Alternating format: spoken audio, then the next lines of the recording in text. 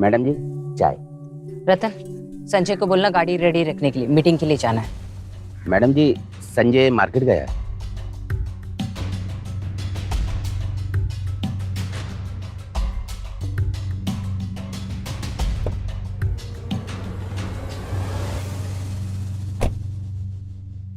नमस्कार सुजाता जी।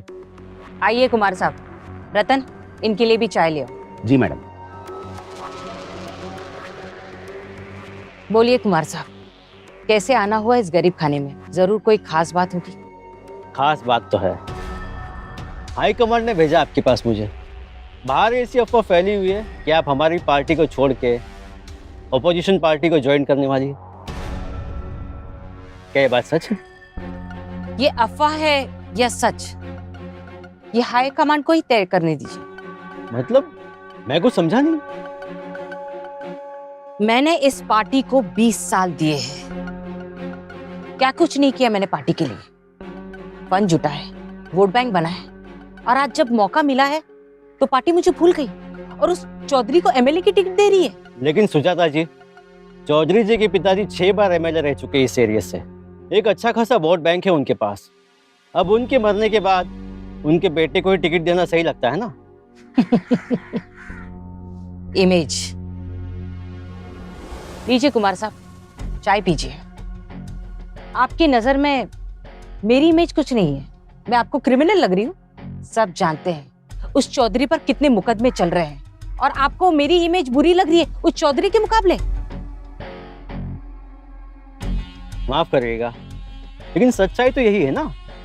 लेकिन यह भी सच है कि आपने पार्टी के लिए बहुत कुछ किया है। पार्टी के नाम पर आपने अपने लिए भी बहुत कुछ किया है।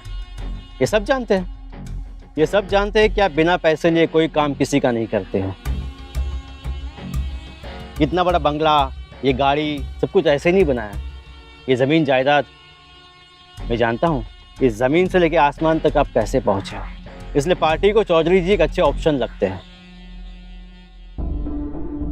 कुमार साहब, अगर मैं चाहूं ना तो इंडिपेंडेंट इलेक्शन लड़ सकती हूँ और जीत भी सकती हूँ, और ऑपोजिशन पार्टी वाले तो मेरी स्वागत के लिए कब से खड़े हैं। पर जो मैंने पार्टी को 20 साल दिए हैं, मैं उनका साथ नहीं छोड़ सकती। इसलिए ये ऑपोजिशन ज्वाइन करने वाली बात अभी तक अफवाह ही है, और मैं चाहती हूं आप हाई कमांड से बात करके मुझे बताइए कि ये अफवाह ही रहे, क्या मैं इसे सच में बदल दूं? सुजाता जी, मैं मंत्री जी का सिर्फ पीए ही नहीं हूं, बल्कि उनका दोस्त भी हूं। उनको बहुत अच्छी तरह से जानता हूं मैं। रातों रात आप राजनीति में कहां गायब हो जाओगी ना, किसी को मालूम भी नहीं पड़ेगा। समझ गए? तो अच्छा यही होगा कि आप ये जिद छोड़ दो, मेरी बात को मान लो।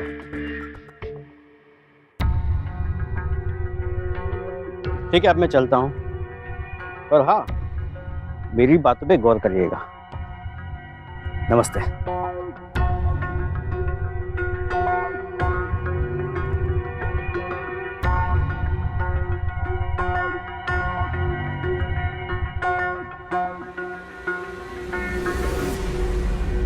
जी सर, वो नहीं मानी, बहुत जिद्दी है। कोई दूसरा तरीका निकालना पड़ेगा उसे लाइन पर लाने के लिए।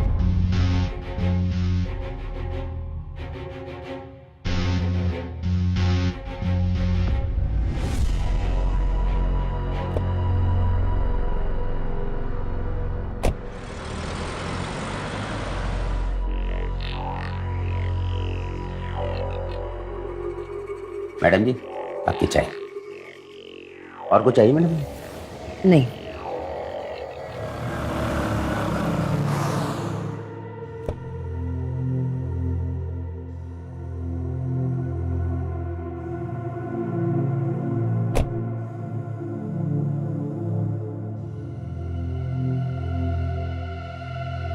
रतन, जी बीबी जी। ये लगेज मेरे रूम में ले जाओ। रागिनी, क्या हुआ ऐसे अचानक से? रागिनी,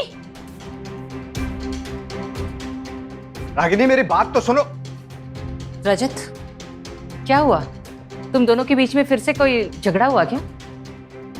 कुछ नहीं मम्मी जी, मोबाइल की वजह से झगड़ा हुआ है। सारा दिन मोबाइल पे लगी रहती है, पता नहीं किससे बात करती रहती है। और जब मैंने पूछा तो उल्टा मेरे ऊपर चिल्ला पड़ी और घर छोड़ के चली आई। अब आप ही बताइए, इतनी छोटी बात पे कोई घर छोड़ के आता है क्या? देखो, वो अभी गुस्से में है, मुझसे भी बात नहीं कर रही है। उसका गुस्सा जैसे शांत हो जाता है मैं उसे घर भेज दूंगी। ठीक है मम्मी जी, मैं चलता हूँ। रजत सुनो, आज यहीं रुक जाओ, कल चले जाना। हो सकता है कल इसका गुस्सा शांत हो जाए। नहीं मम्मी जी, मुझे जाना होगा। वो जल्दबाजी में ऐसे ही चला आया, ताला भी नहीं लगा। और वैसे भी जब तक मैं यहाँ रहूंगा इसका गुस्सा शांत नहीं होगा। मैं चलता हूँ।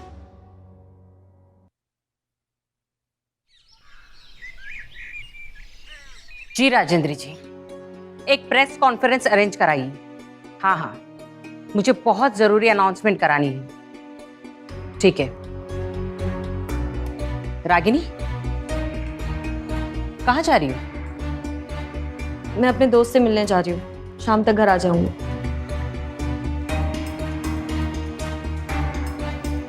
रतन, चाय लाओ मेरे लिए।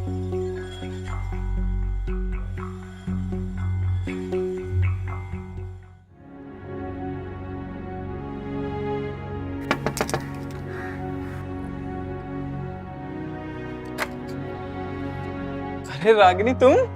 सरप्राइज।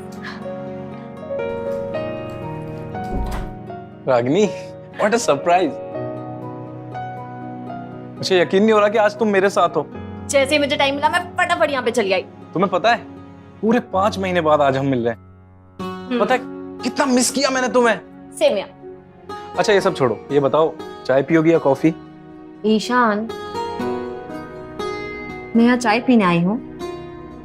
वो तो मुझे भी पता है कि तुम चाय पीने नहीं आई। वो तो ऐसी फॉर्मेलिटी के लिए पूछ लिया, वरना बेचैन तो मैं भी कम नहीं तुम्हें प्यार करने के लिए।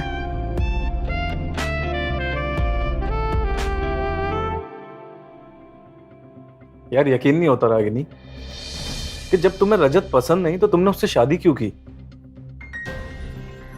मेरी शादी मेरी मर्जी से नहीं बल्कि मेरी मम्मा की मर्जी से हुई थी। उन्होंने अपनी पॉलिटिकल इमेज और वोट बैंक के लिए मेरी उस अनाथ गंवार रजत से शादी करवा दी और मैं कुछ नहीं कर पाई। पर तुम्हें वो अगर पसंद नहीं है तो तुम उसे झेल क्यों रही हो? उसे तलाक क्यों नहीं देती हो? चाहती तो मैं भी यही हूँ, पर मेरी मम्मा ना कभी नहीं मानेगी।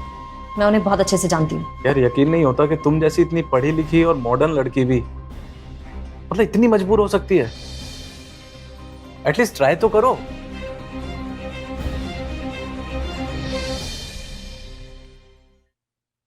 हाँ रजत, मम्मी जी, आपने बात की रागिनी से? कब आ रही है वो? मैं उससे आज बात करती हूँ, तुम टेंशन मत लो, मैं उसे समझाकर भेज दूंगी। ठीक है मम्मी जी।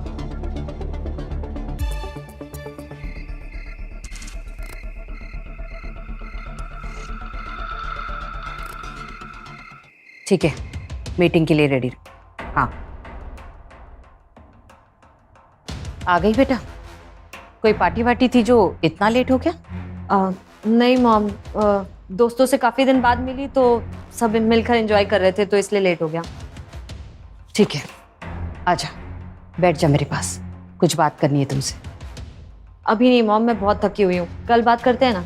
देखो बेटा, सुबह मुझे एक पार्टी मीटिंग के लिए जाना है, इसलिए अभी बोल रही हूँ। ठीक है, बताइए।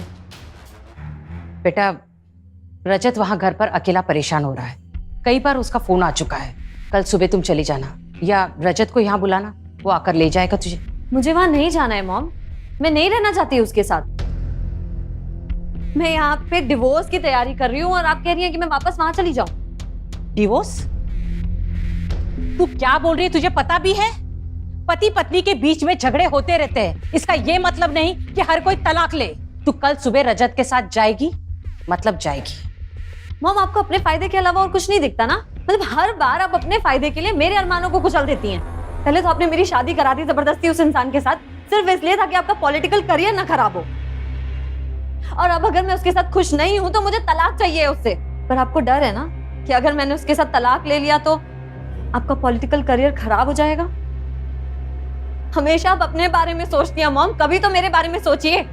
नादान है तू, ये सब नहीं समझेगी तू। माना कि मैं स्वार्थी हूं, लेकिन मैं जो कुछ भी कर रही हूं तेरी भलाई के लिए कर रही हूं। और क्या कमी है रजत में?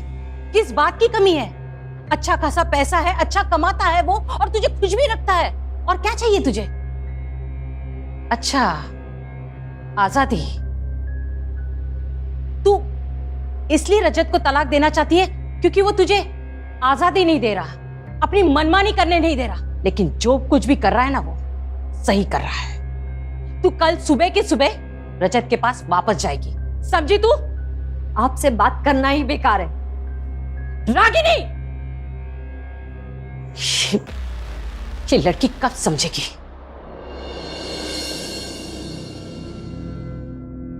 Good morning ma'am. Good morning. Sanjay, party कार्यालय ले चलो। Okay ma'am.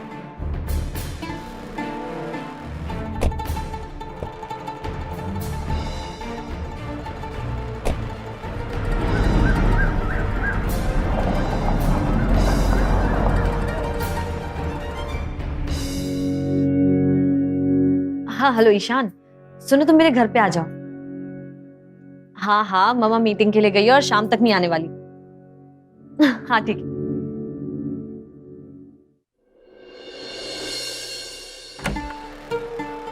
नमस्ते रजत बाबू। अरे कुमार जी, आप नमस्ते। आपकी सासू माँ को लेकर आपसे कुछ बात करते हैं। हाँ, अंदर आइए ना।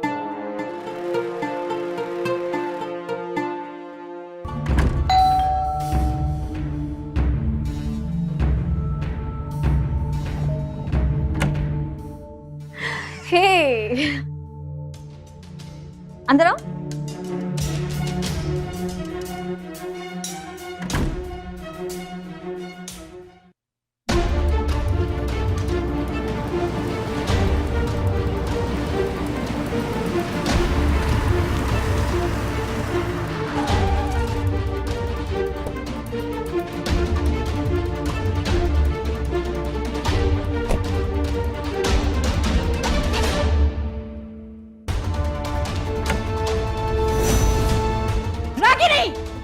मम्मा, कौन है ये? और ये यहाँ क्या कर रहा है? मम्मा ये मेरा दोस्त ईशान है। अच्छा, अब मैं समझी तू तलाक क्यों देना चाहती है रजत को। और तू जानता है ना मैं कौन हूं? आइंदा इसके आसपास भी नजर आए ना, ऐसा गायब करवाऊंगी कि तेरा पूरा खानदान तुझे ढूंढना चाहे ना, तो भी तू नहीं मिलेगा। अब खड़ा क्या है यहाँ पे? निकल यहां से। और तू अभी के अभी रजत के साथ चली जाएगी। मम्मा चुप! रजत, अभी के अभी आओ और रागिनी को यहां से ले जाओ।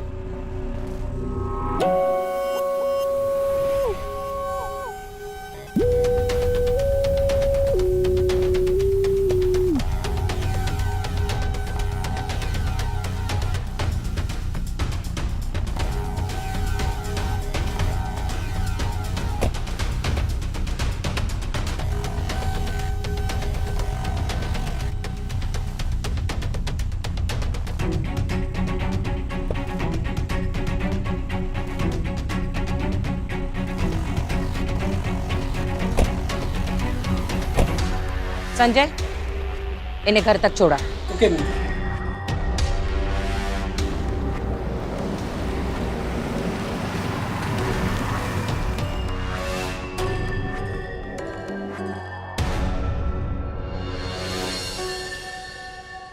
रागिनी, रागिनी पानी लेके आना।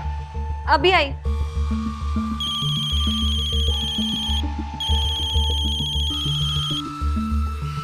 जी कुमार साहब। ये तुम्हारी सासू माँ कर क्या रही है? मतलब? अरे टीवी ऑन करो, देखो इंटरव्यू आ रहा है।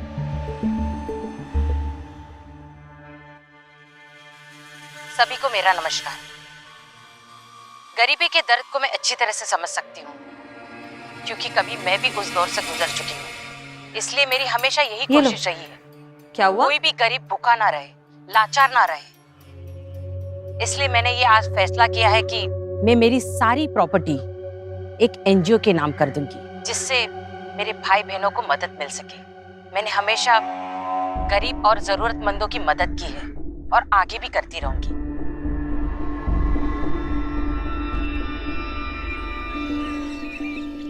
पीजिए, चाय पीजिए। आप ही ने कहा था कुमार साहब कि मेरी इमेज अच्छी नहीं है, इसलिए मैंने ये सब किया। अब तो मेरी इमेज अच्छी हो गई होगी ना चौधरी के मुकाबले। सुजाता जी, आपको क्या लगता है, क्या ऐसा आपके दान देने से लोग आपको वोट दे देंगे? आप इलेक्शन में जीत जाओगे? इलेक्शन में जीतना इतना आसान नहीं होता सुजाता जी। और फिर आप अपनी बेटी के बारे में तो सोचिए, अगर ऐसे ही आप अपनी प्रॉपर्टी दान में दे दोगी तो क्या बचेगा उसके पास? आपको क्या लगता है कुमार साहब, कितनी प्रॉपर्टी होगी मेरी? नहीं पता? मैं बताती हूँ। प्रॉपर्टी के नाम पर ये पुराना घर और कुछ लाख रुपए मेरे बैंक में पड़े हैं, बस। और बाकी सारी प्रॉपर्टी मेरी बेटी के नाम पर है, यानी कि उसकी। ये बात और है कि ये बात उसको पता नहीं है, लेकिन मैंने अपनी प्रॉपर्टी दान करने की बात की है, उसकी नहीं। इसलिए मेरी बेटी की चिंता छोड़िए, आप इलेक्शन की चिंता कीजिए। मेरे दान करने से आप खुश हो ना हो, लेकिन ऑपोजिशन पार्टी वाले बहुत ही खुश हैं। कई बार कॉल आ चुका है। एक बात तो माननी पड़ेगी, इन नेताओं के साथ रह रह के आप भी नेताओं जैसे सोचने लगी हो।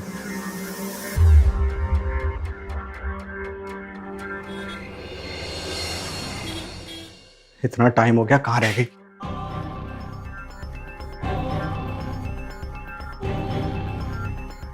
कहाँ गई थी? कब से कॉल कर रहा हूँ, उठा क्यों नहीं रही थी? अब क्या तुम मेरे आने जाने पर भी पाबंदी लगाओगे? अपने दोस्त से मिलने गई थी। अच्छा, दोस्त से मिलने गई या अपने बॉयफ्रेंड से? सब जानता हूँ तेरी हरकतों के बारे में। हाउ डेयर यू रजत, अपनी औकात मत भूलो, समझे? वरना तुम्हारे लिए अच्छा नहीं होगा। वरना क्या करेगी? अपनी माँ से शिकायत करेगी? रजत छोड़ो मुझे, मुझे दर्द हो रहा है, छोड़ो। तुम पागल हो गए हो रजत, और अब मैं तुम्हारे साथ एक सेकंड भी नहीं रुक सकती हूँ, समझे तुम? अपनी शक्ल मत दिखाना मुझे। तो जाना, तेरे जैसी बदतमीज औरत के साथ रहना कौन चाहता है? निकल जा।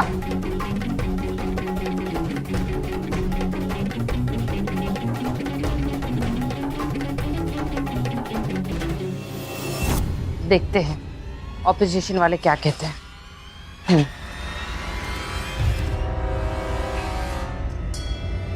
रागिनी, तू रो क्यों रही है? और इस वक्त? देख लिया आपने अपनी जिद का नतीजा। उस रजत ने मुझे थप्पड़ मारा है, पीटा है उसने मुझे। पागल हो गया है वो जब से उसे पता चला कि आप अपनी सारी प्रॉपर्टी दान करने वाली हैं। पर ये सब मैं आपको क्यों बता रही हूँ? क्या फर्क पड़ जाएगा आपको? पर एक बात बोलूं, उस रजत के घर पे घुट घुट करके मरने से तो अच्छा है कि आप ही मुझे मार दीजिए। और एक बात, अब चाहे कुछ भी हो जाए, मैं उस रजत के घर पे वापस नहीं जाऊंगी।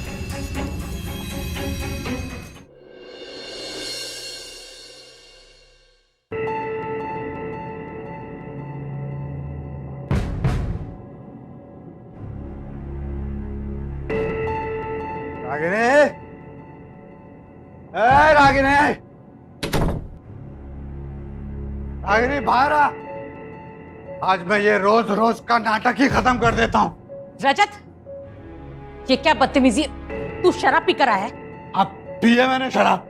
आवाज नीची रख के बात कर।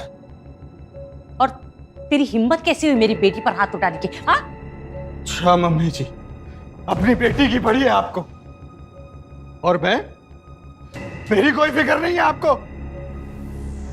आपकी वजह से मेरी जिंदगी बर्बाद हो गई। अपनी उस बिगड़ैल बच्ची को मेरे पल्लू से बांध दिया। मैंने तो इसलिए शादी की थी कि आपकी इकलौती औलाद है वो, और आपके मरने के बाद, आपके जाने के बाद ये सारी दौलत मेरी हो जाएगी। तुमने क्या किया? सब दान कर दिया।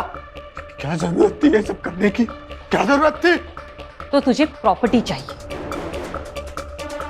ये मत भूल। आज तू जो कुछ भी है वो सिर्फ मेरी वजह से है। ये जो ऐशो आराम की जिंदगी जी रहा है ना तू, सिर्फ इसलिए क्योंकि तू सुजाता पांडे का दामाद है। और ये मत भूल, अगर मैं तुझे सड़क से उठाकर आसमान में बिठा सकती हूं तो फिर से सड़क पे भी ला सकती हूं, इसलिए अपनी हद में रहना। तो क्या करूं? हाँ? गुलाम बन के रहूं तुम्हारी बेटी का?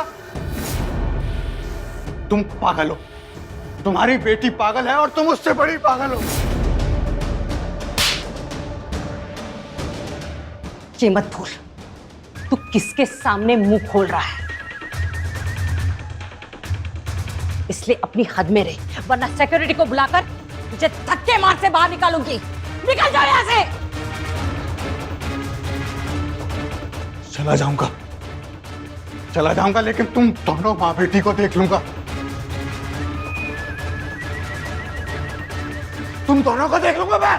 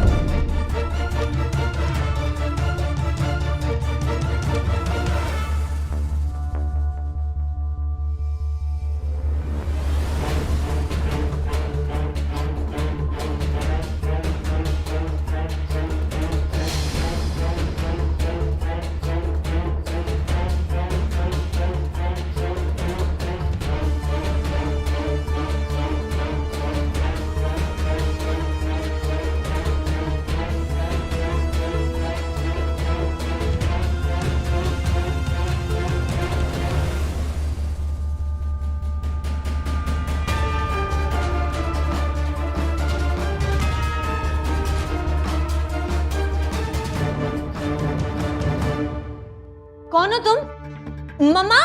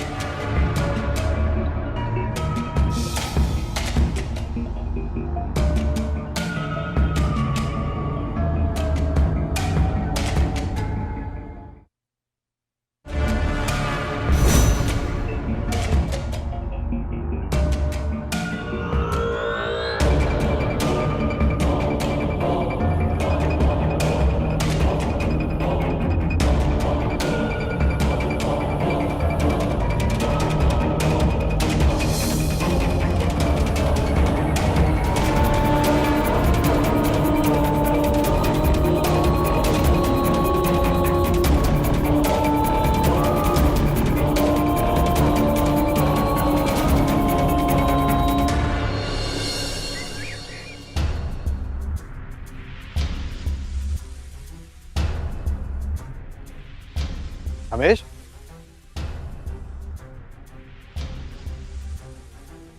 रमेश, उठो।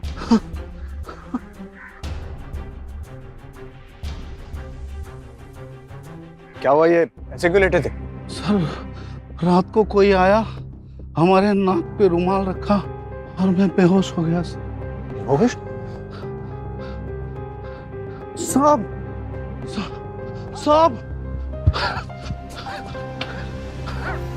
मम्मा क्या हो? मम्मी जी, मम्मी जी क्या हो गया मम्मी जी? दूर हटो तुम इनसे, इन्हें छूना भी मत, तुम समझे? तुम्हारा दिमाग ठीक है? कैसी बातें कर रही हो तुम? मुझे पता है ये सब कुछ तुम ही ने किया है।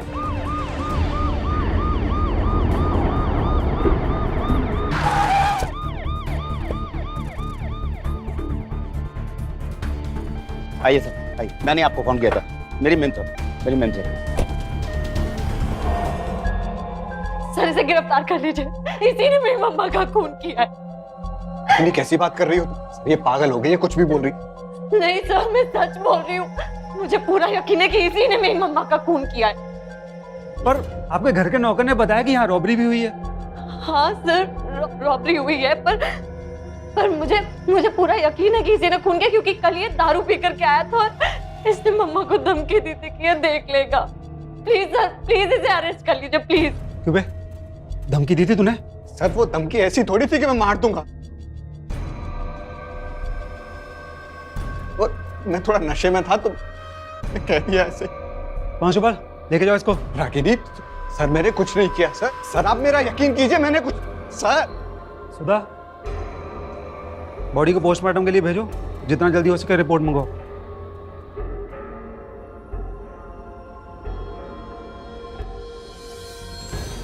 सुजाता जी एक पॉलिटिशियन थी।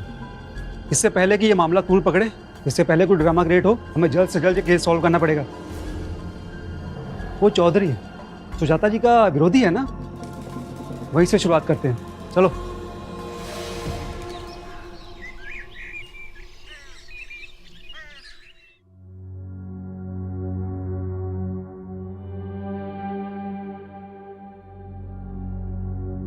बेबी जी, आपकी चाय। कुछ खाने को लेकर आऊं आपके लिए? नहीं रतन, मुझे भूख नहीं है। अगर कुछ मंगवाना हो तो बता दीजिएगा।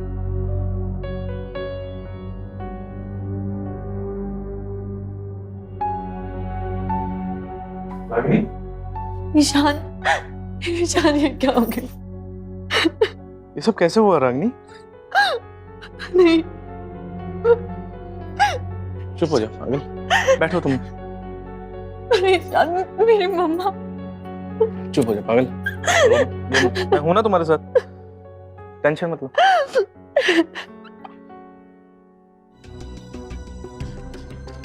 हाँ बोलो चौधरी। पुलिस आई थी, सुजाता के मर्डर के सिलसिले में पूछताछ कर रही थी। अभी तो मैंने उन्हें समझा कर भेज दिया, पर अगली बार पुलिस यहाँ आई तो इमेज खराब होगी, जिसका इलेक्शन पर अच्छा असर नहीं पड़ेगा। आप पुलिस की चिंता मत करो, मैं उन्हें संभालूंगा। आप बस अपने कैंपेन पे ध्यान दो, ठीक है?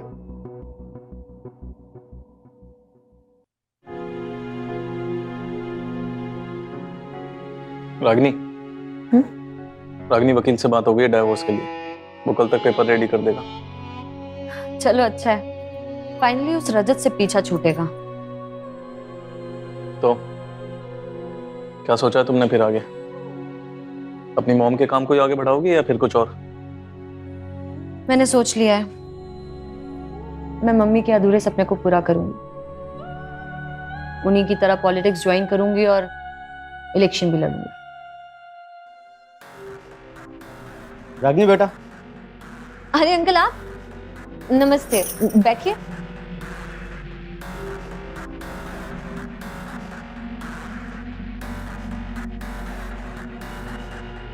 कैसे हो बेटा? अच्छी हूँ अंकल, बस मम्मा को मिस करती हूँ। बेटा मैं तुम्हारे दर्द को बहुत अच्छी तरह से समझ सकता हूँ। सुजाता जी की मौत से हमारी पार्टी को भी झटका लगा है। बहुत ही सशक्त महिला थी वो, एमएलए के लिए इलेक्शन में खड़ा होना चाहती थी वो, और हमारी पार्टी ने उन्हें टिकट देने का सोच भी लिया था, लेकिन उससे पहले ये सब कुछ हो गया। उनके सारे सपने ऐसे अधूरे रह गए। नहीं अंकल, मम्मा का कोई सपना अधूरा नहीं रहेगा, मैं पूरे करूंगी उनके सपने। मम्मा नहीं रही तो क्या हो गया, उनकी जगह मैं इलेक्शन लड़ूंगी। आप बस मुझे टिकट दिलवाइए। बेटा तुम जितना आसान समझ रही हो ना राजनीति, उतनी आसान होती नहीं है। अच्छा होगा कि तुम इससे दूर रहो। नहीं अंकल, मैंने फैसला कर लिया है कि मम्मा का हर सपना मैं पूरा करूंगी, और फिर चाहे उसमें मेरा कोई साथ दे या ना दे। जैसी तुम्हारी मर्जी।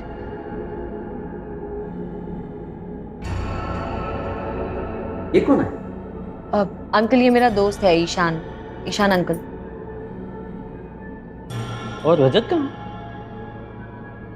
उसको तो पुलिस ने अरेस्ट कर लिया। मुझे शक है कि उसी ने ये सब कुछ करवाया है। मैं बहुत जल्दी उसे तलाक देने वाली हूँ। ठीक है, अब मैं चलता हूँ। अपना ख्याल रखना।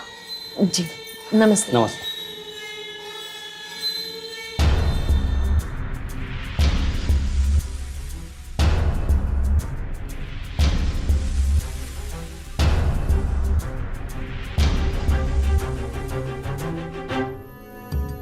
जी कुमार जी बोलिए।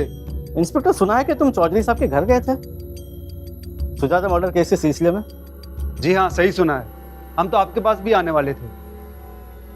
सुना है आपके सुजाता जी के साथ बड़े क्लोज रिलेशन थे। हाँ हाँ, आपने भी बिल्कुल सही सुना है। तो आइए ऑफिस में बैठ के बात करते हैं। ठीक है, आता हूँ।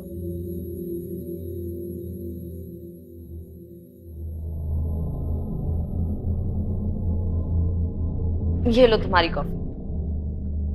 Thank you. सुना है रजत को जमानत होगी? कोई सबूत नहीं मिला क्या पुलिस को? पुलिस ने उसे छोड़ दिया, पर मैं उसे कहीं का नहीं छोड़ूंगी। और वैसे भी उसे अब तक डिवोर्स पेपर मिल गए होंगे। बस एक बार डिवोर्स हो जाने दो, फिर देखो मैं उसका क्या हाल करती हूँ।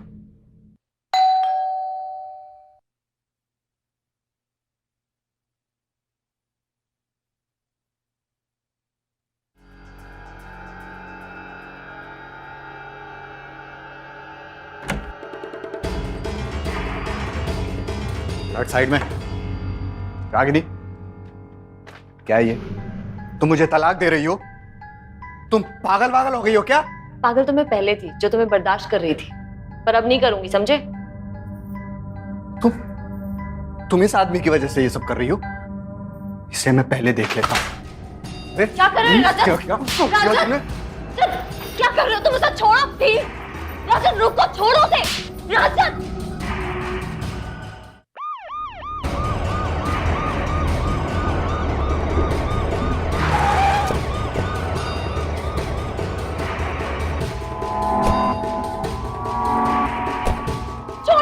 छोड़ो। हट। क्या हो रहा है सब? कांस्टेबल गिरफ्तार करो। मुझे क्यों गिरफ्तार कर रहे हैं? मैंने क्या किया है? ये क्या कह रहे हैं आप इंस्पेक्टर? आप ईशान को क्यों अरेस्ट कर रहे हैं? उसने क्या किया है? अभी पता चल जाएगा।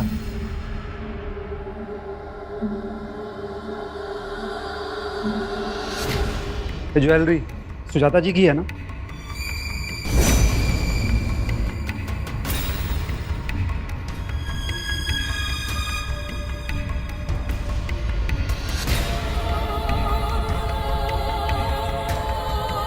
क्या हुआ, पहचान नहीं पा रही हो? ये सुजाता जी की ही है। इसने जिस दुकान पे इसे बेचा था वही से हमें लीड मिली। जाहिर है कि तुम्हारी माँ को इसी ने मारा हो।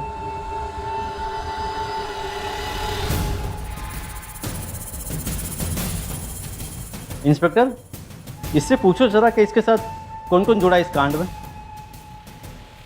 सुना नहीं? क्या पूछ रहे हैं कुमार जी? बताओ और कौन कौन शामिल था तुम्हारे इस प्लान में?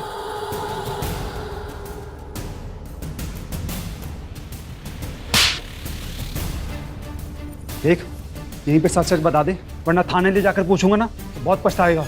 पहले तेरी कुटाई होगी, फिर पूछताछ। बोल। बताता हूँ सर।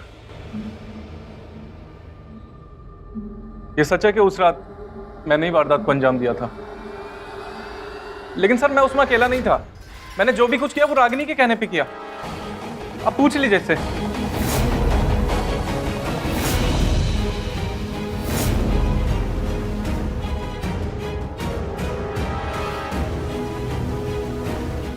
तो आपका शक सही निकला कुमार जी।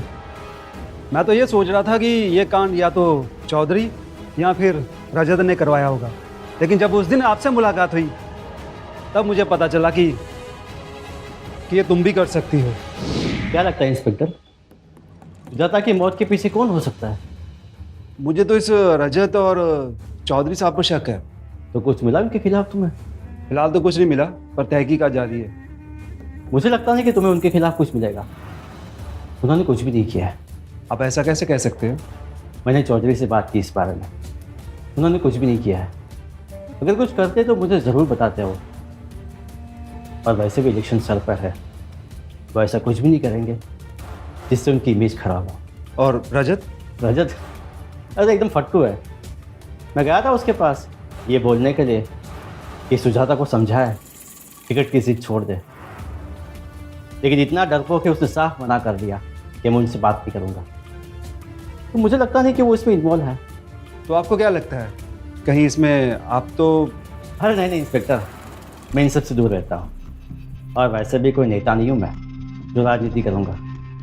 लेकिन हाँ, मुझे सुजाता की बेटी रागिनी पर पूरा शक है। आज मैं गया था उसके घर, उसको अपनी माँ की मौत का बिल्कुल भी अफसोस नहीं है। उल्टा वो तो अपने बॉयफ्रेंड के साथ ऐश कर रही थी अपने घर में। और हाँ, वो तो इलेक्शन लड़ने की बात कर रही है। पर इससे ये तो साबित नहीं होता ना कि उसने अपनी माँ को मारा हो। हाँ, ये साबित नहीं होता, लेकिन मुझे पक्का शक है। तुम्हें पता है, सुजाता ने उसकी बेटी की शादी रजत से जबरन कराई थी, उसकी मर्जी के खिलाफ, और अब वो तलाक चाहती है, जो सुजाता होने नहीं दे रही थी ना। तो सुजाता अपनी सारी प्रॉपर्टी दान में देने वाली थी, शायद इस वजह से।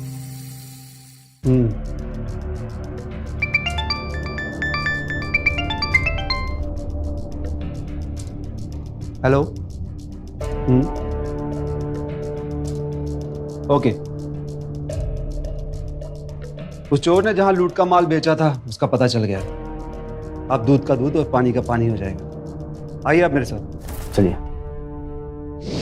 और इस तरह से हमें ईशान के खिलाफ लीड मिली। देखो, अब तुम भी अपना जुर्म कबूल कर लो। बताओ। हाँ, मैंने ही करवाया है ये सब।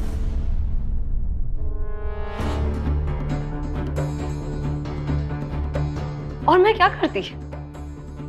और कोई रास्ता भी तो नहीं छोड़ा था ना उन्होंने मेरे सामने। उन्हें सिर्फ और सिर्फ अपनी राजनीति से प्यार था। हमेशा उन्हें अपनी इमेज की पड़ी रहती थी, जैसे मैं तो उनकी जिंदगी में थी ही नहीं।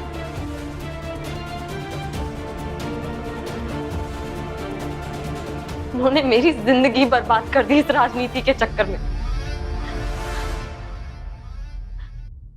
ये सब कुछ मैं बर्दाश्त कर रही थी सिर्फ ये सोचकर कि एक दिन उनकी ये सारी प्रॉपर्टीज मेरी होंगी, और फिर मैं अपनी लाइफ अपनी मर्जी से जीऊंगी। फिर एक दिन उन्होंने अचानक डिसीजन ले लिया कि वो अपनी सारी प्रॉपर्टी दान कर देंगी, वो भी सिर्फ और सिर्फ पॉलिटिक्स के लिए। मेरे बारे में उन्होंने एक बार भी नहीं सोचा। मैं क्या करती?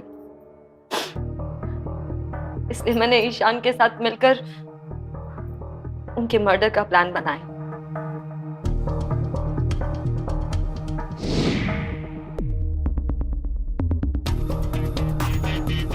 रागिनी, तुम्हारी माँ ने अपनी सारी प्रॉपर्टी दान करने का फैसला किया है, तुम्हें कुछ मिलेगा या नहीं? नहीं, वैसे भी उन्होंने कभी मेरे बारे में नहीं सोचा, तो अब क्या सोचेंगे? इसका मतलब तुम्हें रजत के साथ ही अपनी पूरी जिंदगी काटनी पड़ेगी, उसका गुलाम बनके? कभी नहीं, मैं ऐसा नहीं होने दूंगी। अच्छा, तो कैसे रोकोगी तुम अपनी माँ को? तुम्हारी सुनती है वो? मैं उन्हें जान से मार दूंगी। क्या तुम होश में तो हो? हाँ, मैं पूरे होश में हूँ, क्योंकि अब मेरे पास और कोई रास्ता भी तो नहीं बचा है ना। पर इसमें तुम्हारी हेल्प मुझे चाहिए होगी। करोगे ना? अगर हम पकड़े गए तो? नहीं पकड़े जाएंगे, क्योंकि मेरे पास एक प्लान है। बस तुम वैसा ही करना जैसा मैं कहूँ। ठीक है।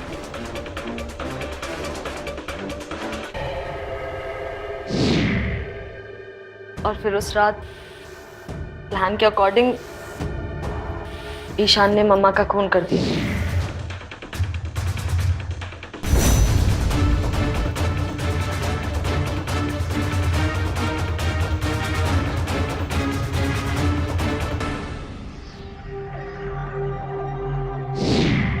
और हम पर किसी का शक ना है, इसलिए हमने लूट का नाटक किया।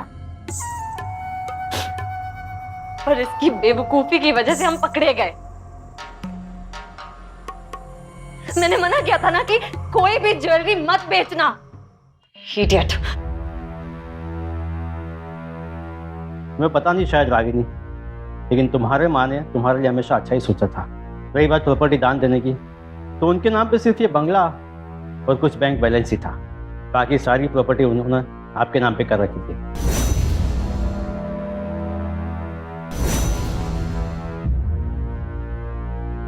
लेकिन आपकी मनमानियों की वजह से उन्होंने आपसे बात छुपाई थी। प्लान तो अच्छा था तुम्हारा,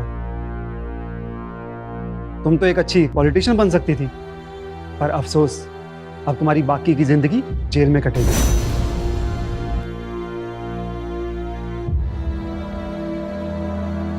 ले चलो इसको, इसको भी लेके जाओ।